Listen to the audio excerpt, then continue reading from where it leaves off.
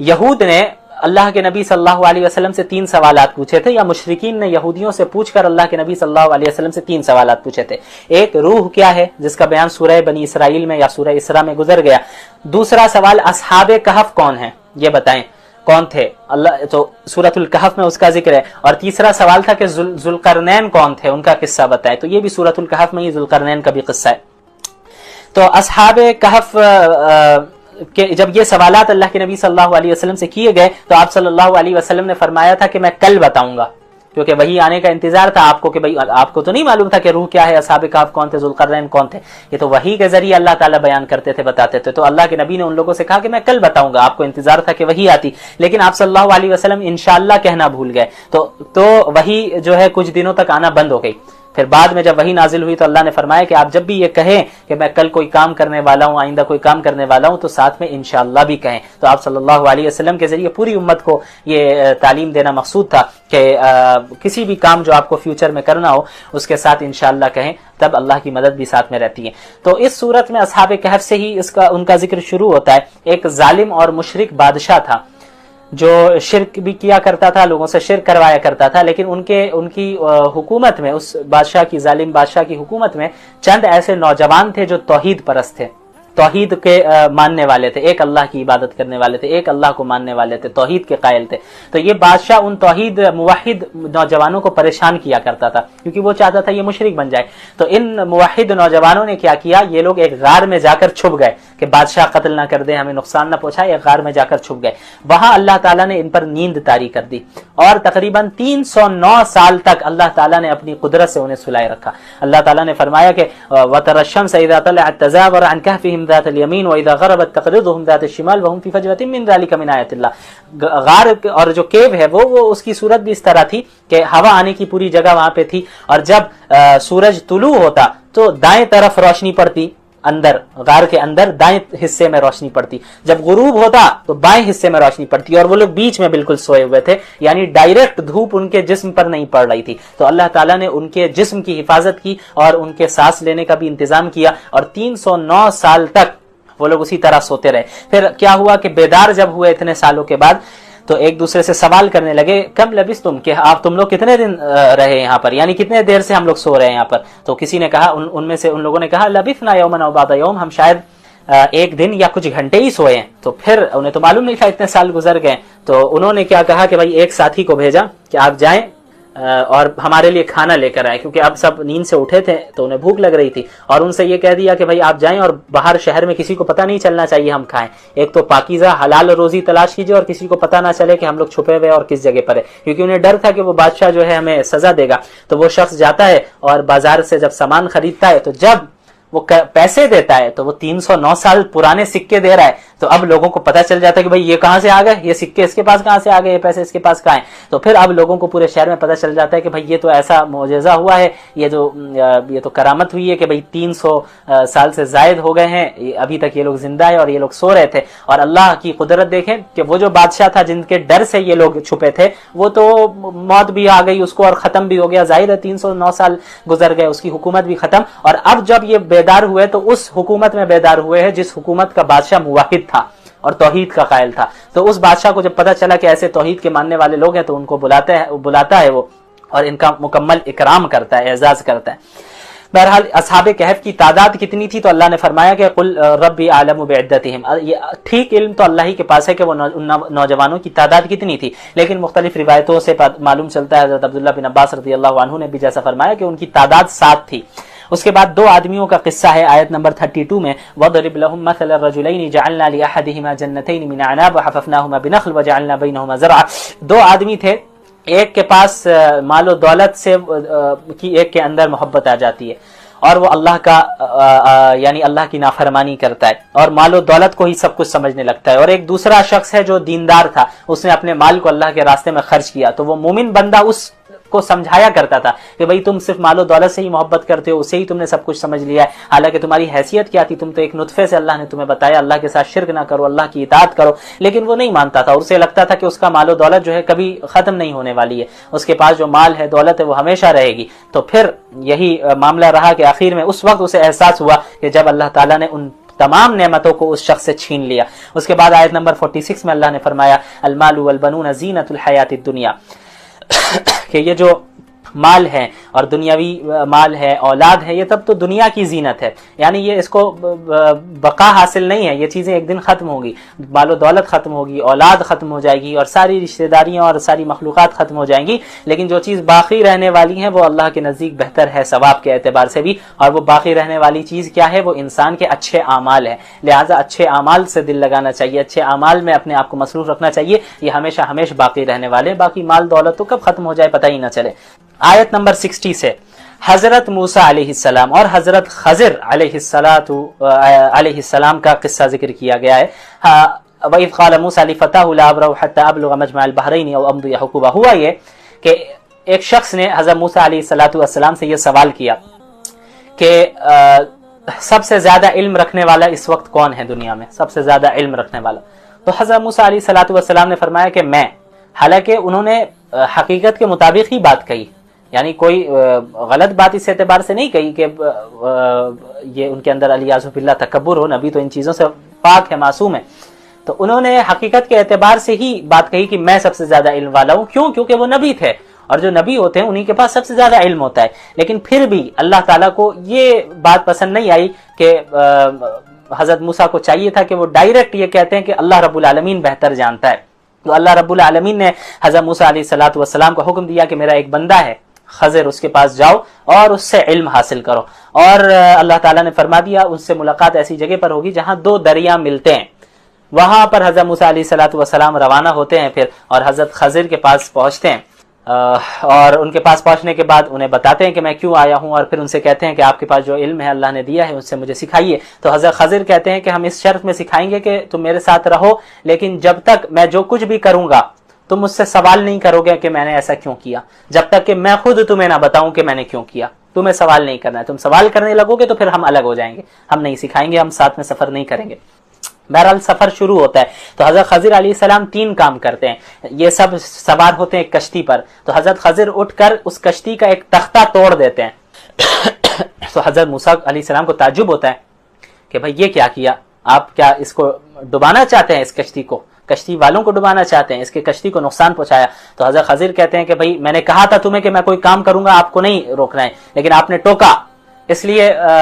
अब मामला खत्म करते हैं। तो हज़रत मूसा अलैहिस्सलाम ने फरमाया कि नहीं, मैं भूल गया था, ऐसी चीज पे मेरी पकड़ ना कीजिए जिसमें मैं भूल गया था, मैं और सवाल नहीं करूंगा। बहरहाल हज़रत खज़िर अलैहिस्सलाम और फिर हज़रत मूसा अलैहिस्सलाम रवाना होते आगे बढ़ते हैं, एक बच्चे के पास पहुंचते हैं। उस बच्चे को हज़रत खज़िर कत्ल कर देते हैं। हज़रत मूसा अलैहिस्सलाम को ताज्जुब होता है, ये क्या किया आपने, ये तो शरीयत के खिलाफ अमल है सरी, और आपने एक बेगुनाह जान की, एक बेगुनाह इंसान की जान ले ली आपने। जिस घर को हज़रत इब्राहीम अलैहिस्सलाम ने हज़रत इस्माईल अलैहिस्सलाम के साथ मिलकर जिसकी तामीर की है, उसको हमारा क़िबला बना दिया जाए। लेकिन चूंकि अब तक अल्लाह की तरफ से कोई हुक्म नाजिल नहीं हुआ था, कोई वही ऐसी नाजिल नहीं हुई थी, रेविलेशन, जिसमें यह हुक्म हो कि आप काबे की तरफ रुख कर लें, तो आप सल्लल्लाहु अलैहि वसल्लम अल्लाह के हुक्म के ही ताबे थे, जाहिर है, तो वो बैतुल मक़दिस ही की तरफ रुख करके नमाज पढ़ते रहे।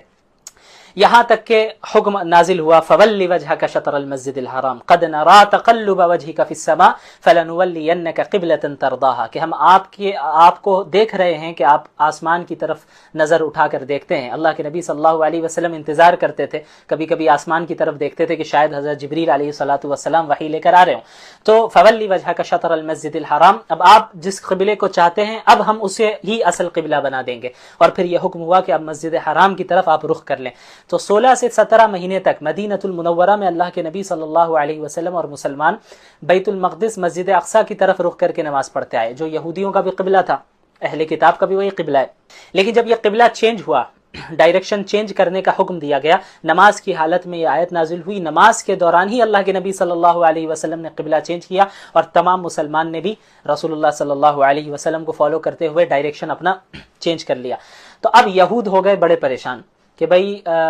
उन्हें एक ऐसे ही साजिश कर रहे थे, उन्हें चिढ़ थी मुसलमानों से, लेकिन कम अज कम क़िबला तो एक ही था। लेकिन अब क़िबला भी चेंज हो गया तो और ज्यादा दुश्मनी बढ़ गई और मजाक उड़ाने लगे अल्लाह के रसूल सल्लल्लाहु अलैहि वसल्लम का और मुसलमानों का कि ये भाई कैसे नबी है, ये कैसे मुसलमान है कि अब तक बैतुल मक़दिस की तरफ रुख करके नमाज पढ़ते रहे, अब काबे की तरफ रुख कर रहे हैं, कभी इधर कर रहे हैं कभी उधर कर रहे हैं, ये कैसे नबी है। तो अल्लाह ताला ने اس آیت کا نزول فرمایا قل للہ المشرق والمغرب، آپ کہہ دیجئے کہ مشرق اور مغرب، ایسٹ اینڈ ویسٹ، یہ سب اللہ کے ہیں۔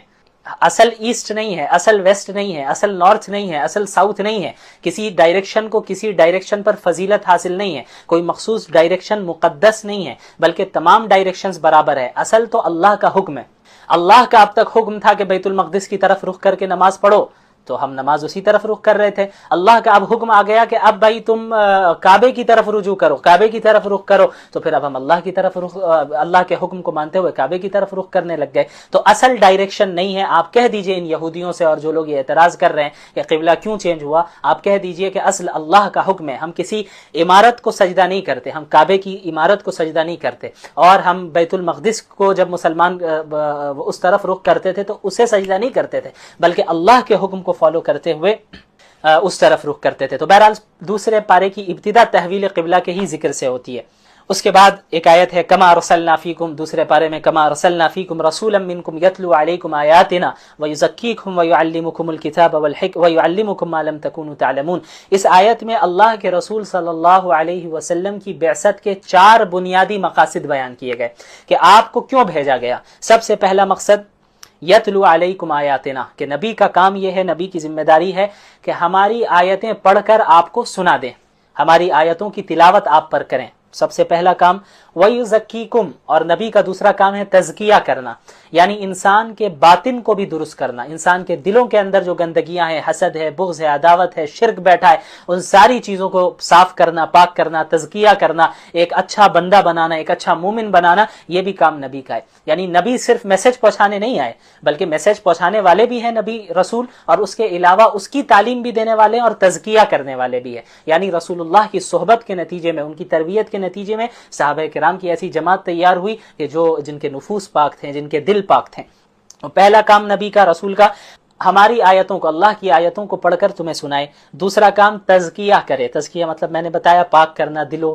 دل کو اور باطن کو، انسان کے باطن کو پاک و صاف کرنا گندگیوں سے، برائیوں سے۔ تیسرا کام وَيُعَلِّمُكُمُ الْكِتَابَ، اس نبی کا کام ہے کہ وہ کتاب کی تعلیم بھی دے۔ دیکھیں، کتاب کی تلاوت کرنا یہ ایک الگ کام ہے، پھر اس تلاوت، جس کتاب کی تلاوت کی گئی ہے اس کتاب کی تعلیم دینا، کہ بھئی اللہ نے اس آیت کو نازل کیا، آپ کو پڑھ کر سنا دیا گیا اس آیت کو، لیکن اس آیت کا مطلب کیا ہے، اللہ اس میں کیا کہنا چاہ رہا ہے، کیا اللہ نے ہمیں حکم دیا ہے، تو یہ کام بھی نبی کا ہے۔ تو اللہ کے رسول صلی اللہ علیہ وسلم اپنے الفاظ کے ذریعے ہی سمجھائیں گے کہ بھئی قرآن کی اس آیت کا کیا مطلب ہے۔ تو اللہ کے رسول کے الفاظ کو ہی کیا کہا جاتا ہے، حدیث کہا جاتا ہے۔ لہٰذا بعض ایسے لوگ بھی ہمارے یہاں ہیں جو منکرین حدیث ہیں، یعنی حدیث کا انکار کرتے ہیں، وہ کہتے ہیں کہ بھئی جو قرآن ہے بس ہم اسی کو فالو کریں گے، حدیث کو فالو نہیں کریں گے۔ تو ان کی یہ تردید ہے۔ اس آیت میں اللہ نے صاف فرمایا کہ نبی کا کام صرف آیتوں کا پہنچانا نہیں ہے، آیتوں کی تعلیم بھی نبی کا کام ہے، اور جب اللہ کے نبی آیتوں کو سمجھائیں گے تو اپنے ہی الفاظ میں سمجھائیں گے نا، اور جب اپنے الفاظ میں سمجھائیں گے تو اسی کو حدیث کہتے ہیں، اور پھر اس حدیث کو اب ہم کیسے انکار کر سکتے ہیں، اس کو رد نہیں کر سکتے۔ چوتھی چیز حکمت کی تعلیم دیں گے، سنت کی تعلیم دیں گے۔ تو یہ 4 بنیادی مقاصد ہیں اللہ کے رسول صلی اللہ علیہ وسلم کی بعثت کے۔ تلاوت کرنا اللہ کی آیتوں کی، اور اس کے علاوہ تزکیہ کرنا، اس کے علاوہ کتاب کی تعلیم دینا اور حکمت کی تعلیم دینا۔ اس کے بعد آیت کا ذکر ہے ان الصفا والمروہ من شعائر اللہ فمن حج البیت واعتمر فلا جناح علیہ ان یطوف بہما۔ ہوا یہ کہ زمانے جاہلیت میں صفا اور مروہ پر بت رکھے ہوتے تھے، تو اللہ کے نبی صلی اللہ علیہ وسلم نے جب نبوت نازل ہوئی اور وحی نازل ہونا شروع ہوئی اور مسلمان ایک تعداد اسلام قبول کرنے لگ گئے لوگ، تو پھر وہ بھی عمرہ کرنا چاہتے، وہ بھی سعی کرنا چاہتے تھے، صفا اور مروہ کے درمیان سعی کی جاتی ہے، تو انہیں حرج محسوس ہونے لگا کہ بھئی سعی کرنا چاہیے ہمیں یا نہیں کرنا چاہیے، کیونکہ صفا اور مروہ پہ تو بت رکھے ہوئے ہیں۔ اچھا، اسے ہٹا بھی نہیں سکتے کیونکہ مکہ میں ان کے پاس طاقت نہیں تھی، اقتدار نہیں تھا ان کے پاس، تو اللہ نے اس آیت کا نزول کیا ان الصفا والمروہ من شعائر اللہ، کہ صفا اور مروہ اللہ کے شاعر میں سے، اللہ کی نشانیوں میں سے، لہٰذا آپ عمرہ کرتے وقت اور حج کرتے وقت سعی ضرور کیجیے۔ اس کے بعد انما حرم علیکم المیتۃ والدم ولحم الخنزیر، مشرکین کیا کرتے تھے کہ اپنی جانب سے چیزوں کو حلال کرتے، اپنی جانب سے چیزوں کو حرام کر دیتے، تو اللہ نے اس کی تردید کی کہ حلال اور حرام کرنا یہ صرف اللہ کا کام ہے، کہ کون سی چیز حلال ہے کون سی چیز حرام ہے، یہ بتانا صرف اللہ کا کام ہے۔ اللہ جس چیز کو حلال کہے گا وہ چیز حلال ہوگی، اور جس چیز کو حرام کہے گا وہ چیز حرام ہوگی۔ یہ مشرکین یا کسی بھی انسان کے اختیار میں نہیں ہے کہ اپنی جانب سے کسی حلال کردہ چیز کو حرام کر دے اور کسی حرام کردہ چیز کو حلال کر دے۔ تو اس آیت کا نزول ہوا انما حرم علیکم المیتۃ والدم ولحم الخنزیر، اور اس میں 4 چیزوں کو گنوایا اللہ نے، 4 ایسی چیزیں جو حرام ہیں، مردار، میتہ، والدم بہتا ہوا خون، ولحم الخنزیر اور خنزیر کا گوشت، وما اہل بہ لغیر اللہ، اور ہر وہ جانور جس پر اللہ کے سوا کسی کا نام لیا گیا ہو، یعنی شرعی اعتبار سے اسے ذبح نہ کیا گیا ہو اور غیر اللہ کے نام پر اسے ذبح کیا گیا ہو، یا پھر کچھ غیر شرعی طریقے سے اس کو قتل کیا گیا ہو، تو وہ میتہ میں داخل ہے۔ اس کے بعد ایک بہت ہی بلیغ آیت آتی ہے، وَلَكُمْ فِي الْقِصَاصِ حَيَاةٌ يَا أُولِي الْأَلْبَابِ لَعَلَّكُمْ تَتَّقُونَ، کہ قصاص لینے میں اے عقل مندو تمہارے لیے زندگی ہے تاکہ تم متقی بن جاؤ۔ قصاص کا مطلب کیا ہوتا ہے؟ دیکھیں شریعت کا حکم ہے کہ ایک قاتل، اگر اسلامی حکومت قائم ہے تبھی یہ ہے، یہ اسلامی حکومت کا کام ہے، کوئی عام انسان اٹھ کر نہیں کر سکتا۔ وہ کیا ہے کہ ایک شخص نے کسی کا قتل کر دیا، تو اب یہ جو قاتل ہے وہ سزا کا مستحق ہے، تو اس کو سزا کیا دی جائے گی؟ شریعت نے بتایا کہ اس سے قصاص لیا جائے گا، یعنی اسے بھی قتل کیا جائے گا۔ اس نے انسانی جان کا احترام نہیں کیا اور قتل کیا اس نے ناحق، تو پھر اس شخص کو بھی یہ اسی سزا کا مستحق ہے کہ اس کو بھی قتل کیا جائے، تو اسے قصاص کہتے ہیں۔ پھر اس میں اور بھی یعنی مختلف پہلو ہیں کہ مقتول کے گھر والوں کو بھی اختیار دیا جاتا ہے، یا تو قاتل کو قتل کروا دے یا دیت لے لے، پیسے لے لے، اس تفصیل میں نہیں جانے والا۔ لیکن اللہ نے جو اس آیت میں کہا ہے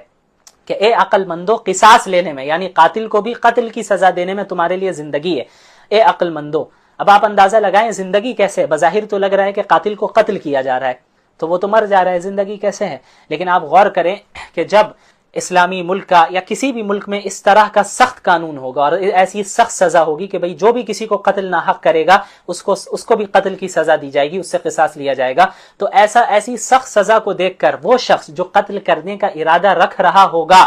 وہ باز آ جائے گا۔ تو اس طرح وہ قتل کرنے سے جب رک جائے گا تو اسے بھی سزا نہیں ملے گی، اس کو بھی زندگی مل گئی، اور جسے وہ قتل کرنا چاہ رہا ہوگا تو سزا کے ڈر سے اسے قتل نہیں کرے گا، تو جو مرنے والا تھا اس کی بھی زندگی بچ جائے گی۔ تو اس طرح اللہ رب العالمین نے فرمایا کہ قصاص لینے میں تمہارے لیے زندگی ہے، کہ قاتل بھی محفوظ ہو جائے گا، مقتول بھی محفوظ ہو جائے گا، یعنی قاتل قاتل نہیں بنے گا، مقتول مقتول نہیں بنے گا، تو کیا ہوگا کہ پورے معاشرے میں، پوری سوسائٹی میں ایک امن و امان قائم ہو جائے گا۔ اس کے بعد وصیت کا حکم ہے کہ اسلام میں جب میراث کے احکامات نازل نہیں ہوئے تھے، یعنی یہ نہیں بتایا گیا تھا کہ کس کو وراثت میں کتنا حصہ ملنا ہے، اس سے پہلے یہ آیت نازل ہوئی کتب علیکم اذا حضر احدکم الموت ان ترک خیرا، کہ تم میں سے جب کسی کو موت آئے تو وہ جو ہے وصیت کر دیں اپنے والدین کے لیے اور قریبی رشتہ داروں کے لیے۔ تو پہلے کیا ہوتا تھا کہ جو مرتا تھا تو اس کی جو اولاد ہوتی تھی اور اس کے جو بیٹے ہوتے تھے خاص طور پہ، وہ ساری وراثت رکھ لیا کرتے تھے، تو مرنے والے کے ماں باپ کو بھی وراثت نہیں ملتی، بہنوں کو بھی وراثت نہیں ملتی، اور یہ ساری چیزیں تھی۔ تو حکم یہ دیا گیا تھا کہ بھئی مرنے سے پہلے وصیت کر دیا کرو، والدین کے لیے بھی کہ والدین کو اتنا مل جائے، دوسروں کو اتنا مل جائے، بہنوں کو اتنا مل جائے، رشتہ داروں کو اتنا مل جائے، تو یہ پہلے کا حکم تھا۔ اس کے بعد وراثت کا حکم نازل ہوا باقاعدہ، تو وراثت کی تقسیم جو ہے وہ شریعت نے طے کر دی کہ والدین کو اتنا ملنا ہے، بہنوں کو اتنا ملنا ہے، ماں باپ کو ظاہر اتنا ملنا ہے، اور بھی جو رشتہ دار ہیں اس طرح ساری تقسیم کر دی۔ تو اب ان لوگوں کے لیے وصیت کرنے کی ضرورت ہی نہیں ہے، یعنی جو وارث ہیں ان کے لیے تو وصیت نہیں کی جاتی ہے، البتہ کیونکہ وارثوں کے لیے پہلے سے کیا ہے کہ اللہ نے حصے طے کر دیے ہیں کہ کس کو کتنا ملنا ہے، تو وارثوں کے علاوہ، ورثاء کے علاوہ جو لوگ ہیں رشتہ داروں میں، ان کے لیے وصیت کرنے کی اب بھی اجازت ہے کہ موت سے پہلے وصیت کر جائے کہ میری مرنے کے بعد میرے مال سے اتنے پیسے فلاں جگہ پہ دے دیا جائے یا فلاں شخص کو دے دیا جائے، جو وارث نہیں ہوگا ظاہر ہے، لیکن وہ بھی شریعت نے یہ قید لگائی ہے کہ 1/3 جو بھی مال آپ چھوڑ کے جائیں گے 1/3 سے کم ہی میں آپ وصیت کر سکتے ہیں، اس کے اندر ہی کر سکتے ہیں۔ ایسا نہیں ہوگا کہ آپ کر دیں گے کہ پورے مال کو میرا آپ فلاں شخص کو دے دو جو وارث ہی نہیں ہے، تو یہ نہیں مانا جائے گا، کیونکہ جو وارثین ہیں ان کا بھی حق ہے، 1/3 حصے کے اندر آپ وہ کر سکتے ہیں وصیت۔ اس کے بعد روزے کی فرضیت کا حکم ہے، یا ایھا الذین آمنوا کتب علیکم الصیام کما کتب علی الذین من قبلکم لعلکم تتقون، اے ایمان والو تم پر روزے فرض کیے گئے ہیں ٹھیک اس طرح جس طرح تم سے پہلے کی قوموں پر فرض کیے گئے تھے، لعلکم تتقون تاکہ تم متقی بن جاؤ۔ روزہ ایک ایسا حکم ہے اور ایسی عبادت ہے جو اس امت کے لیے بھی فرض ہے، رمضان کے روزے، اور اس سے پہلے اس امت سے پہلے بھی جو امتیں گزری ہیں کسی نہ کسی اعتبار سے روزے کی فرضیت ان کے یہاں بھی موجود تھی، جیسا کہ اللہ تعالیٰ نے فرمایا لعلکم تتقون، کیوں؟ تاکہ تم متقی بن جاؤ۔ متقی کا مطلب کیا ہوتا ہے کہ تنہائی میں اور لوگوں کے سامنے ہر اعتبار سے اللہ کے تمام احکامات کو فالو کرنے والا اور اللہ کی تمام حرام کردہ چیزوں سے دور رہنے والا شخص جو ہوگا وہ متقی کہلائے گا۔ تقویٰ اسی کو کہتے ہیں کہ جلوت اور خلوت میں اللہ کا لحاظ رکھا جائے، اس کا پاس و لحاظ رکھا جائے، اس کے احکامات کو فالو کیا جائے اور پھر اس کی جو منہیات ہے اس سے بچا جائے۔ تو تقویٰ کیسے پیدا ہوگا روزہ رکھنے سے؟ ظاہر ہے ہم اپنے نفس کو دباتے ہیں، کنٹرول کرتے ہیں۔ آپ کو پیاس لگ رہی ہوتی ہے رمضان میں، ہمیں بھوک لگ رہی ہوتی ہے، لیکن ہم انتظار کرتے ہیں کہ بھئی جب تک مغرب نہیں ہوگی تب تک ہم نہیں کھائیں گے، تب تک نہیں پئیں گے۔ تو آپ نفس کو کنٹرول کرنے کی پریکٹس کر رہے ہیں، اور جب انسان اپنے نفس کو کنٹرول کر لیتا ہے تو وہ بہت سی برائیوں سے بچ جاتا ہے، بہت سے گناہوں سے بچ جاتا ہے، اور خود بخود اس کے اندر تقویٰ آہستہ آہستہ آنے لگتا ہے۔ اس کے بعد رمضان کے مہینے کا ذکر ہے، شہر رمضان الذی انزل فیہ القرآن، کہ رمضان کا ہی وہ مہینہ ہے جس میں یہ قرآن کریم نازل ہوا، ھدی للناس، جو کہ تمام انسانیت کے لیے ہدایت نامہ ہے۔ تو قرآن کا رمضان سے بہت گہرا تعلق ہے، اسی مہینے میں اس کا نزول ہوا، لہٰذا اس مہینے میں کثرت کے ساتھ جو ہے ہم لوگوں کو قرآن کی تلاوت اور قرآن کو پڑھنے اور سمجھنے اور اس پر عمل کرنے کی فکر کرنی چاہیے۔ اور رمضان کی جو اتنی فضیلت آئی ہے احادیث میں کہ رمضان ایک اسپیشل مہینہ ہے، تو اس کی بہت بڑی وجہ یہی ہے کہ اس مہینے میں قرآن نازل ہوا، تو قرآن کی وجہ سے رمضان کو اتنی زیادہ فضیلت حاصل ہے۔ اس کے علاوہ ایک بہت اہم نقطہ میں چاہوں گا کہ آپ حضرات سن لیں۔ دیکھیں، شہر رمضان الذی انزل فیہ القرآن، یہ جو آیتیں چل رہی ہیں، آیت نمبر 185 بلکہ 183 سے ہی رمضان کا ذکر شروع ہو جاتا ہے۔ سورۃ البقرہ آیت نمبر 183 سے رمضان کا ذکر شروع ہو جاتا ہے، اور رمضان کے احکامات رہتے ہیں۔ پھر اس کے بعد رمضان میں قرآن کا نزول کا ذکر کیا جاتا ہے۔ آیت نمبر 185 جہاں کمپلیٹ ہوتی ہے، اس کے بعد پھر آیت نمبر جو 186 ہے وہ کیا ہے؟ اس میں رمضان کا ذکر نہیں ہے۔ کیا ہے؟ وَإِذَا سَأَلَكَ عِبَادِي عَنِّي فَإِنِّي قَرِيبٌ اجیب دعوت الداعی اذا دعان فلیستجیبوا لی ولیؤمنوا بی لعلہم یرشدون، کہ میرے بندے جب آپ سے میرے بارے میں پوچھیں تو آپ کہہ دیں کہ میں ان سے قریب ہوں، میں ہر پکارنے والے کی پکار کا جواب دیتا ہوں۔ سب سے پہلی چیز اس آیت پہ غور کیجئے کہ جب بھی کوئی پکارنے والا مجھے پکارتا ہے، یہ نہیں کہا جب بھی کوئی دیندار مجھے پکارتا ہے یا کوئی عالم مجھے پکارتا ہے، نہیں، کوئی بھی پکارنے والا، بڑے سے بڑا گنہگار شخص کیوں نہ ہو، اللہ کو پکار رہا ہے۔ اور اچھا، دعوتن کہا، دعوت الداعی، یعنی ایک پکار، ایک گناہ، جتنا بھی گنہگار بندہ ہو وہ اللہ کو ایک بار بھی پکارتا ہے تو اللہ کہہ رہے ہیں میں تم سے قریب ہوں، اللہ اس کا جواب دیتا ہے۔ فَلْيَسْتَجِيبُوا لِي وَلْيُؤْمِنُوا بِي لَعَلَّهُمْ يَرْشُدُونَ، تو میری بات مانتا رہے اور ایمان رکھے تاکہ وہ سیدھے راستے کی طرف جائے اور پھر وہ ہدایت پا سکے۔ تو یہ ایک اہم آیت ہے کہ جب بھی میرے بندے آپ سے میرے بارے میں پوچھے آپ بتا دیں میں اپنے بندوں سے قریب ہوں، جب بھی کوئی پکارنے والا ایک بار بھی پکارتا ہے تو میں اس کا جواب دیتا ہوں۔ تو اوپر سے رمضان کا ذکر چلا آ رہا ہے، پھر آیت نمبر 186 اچانک سے یہ وَإِذَا سَأَلَكَ عِبَادِي عَنِّي والی آیت آ جاتی ہے، پھر آیت نمبر 187 سے پھر رمضان کا ذکر شروع ہوتا ہے اور روزے کا ذکر شروع ہو جاتا ہے۔ تو شروع میں رمضان اور روزوں کا ذکر، لاسٹ میں بھی رمضان اور روزوں کا ذکر، بس بیچ میں ایک آیت یہ آتی ہے جس کا بظاہر روزے سے کوئی تعلق نظر نہیں آتا، اور وہ یہی ہے کہ جب میرے بندے مجھ سے پوچھے۔ تو مفسرین نے